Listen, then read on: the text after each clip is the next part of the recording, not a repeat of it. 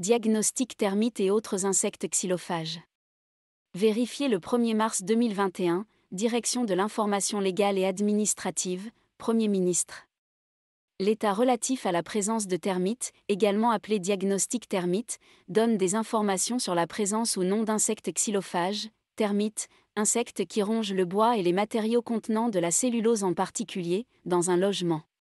Ce document doit être réalisé lorsque le logement est situé dans une zone déclarée par un arrêté préfectoral. Il doit être remis au candidat acquéreur. De quoi s'agit-il ? L'état relatif à la présence de termites est un diagnostic qui donne des informations sur la présence ou non d'insectes xylophages, termites en particulier, dans un logement. Ces insectes peuvent générer des dégâts en dégradant le bois et dérivés utilisés dans la construction. Ils peuvent même occasionner son effondrement. Le vendeur du logement doit faire réaliser ce diagnostic par un professionnel. Ce diagnostic doit être intégré au sein du dossier de diagnostic technique, DDT.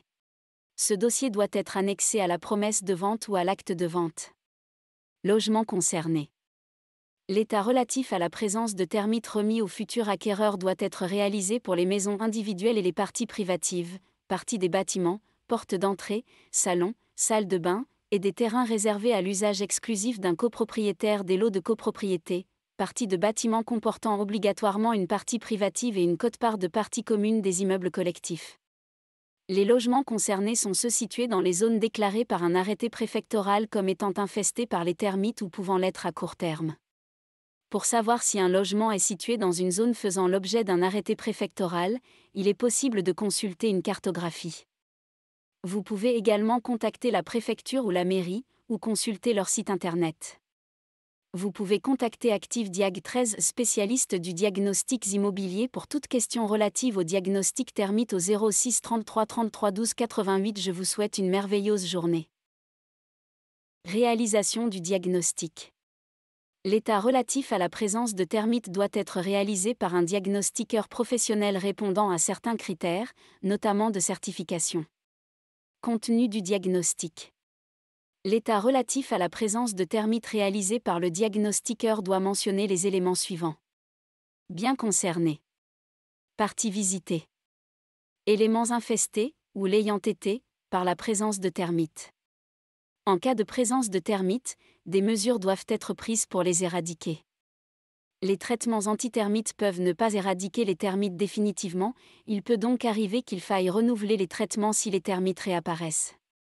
La présence de termites n'empêche pas la vente, mais le futur acquéreur doit en avoir connaissance avant d'acheter. Durée de validité. L'état relatif à la présence de termites a une durée de validité de 6 mois. Si, au moment de la signature de la promesse de vente ou de l'acte de vente, l'ancienneté du diagnostic dépasse 6 mois, il faut le refaire. La responsabilité du vendeur peut être engagée s'il ne transmet pas volontairement le diagnostic ou s'il mentionne de fausses informations dans l'annonce de vente pour induire le futur acquéreur en erreur. L'acquéreur peut saisir le tribunal pour demander l'annulation de la vente ou des dommages-intérêts. L'acquéreur peut également saisir le service des fraudes de la Direction générale de la concurrence, de la consommation et de la répression des fraudes, DGCCRF. La DGCCRF peut infliger au vendeur une amende de 300 000 € et une peine de 2 ans de prison. Le vendeur peut également se voir infliger une amende de 1 500 € s'il a recours à un diagnostiqueur non certifié pour réaliser le diagnostic, 3 000 € en cas de récidive. Texte de loi et référence. Code de la construction et de l'habitation, article L126-1 à L126-6. Article L126-1 à L126-6.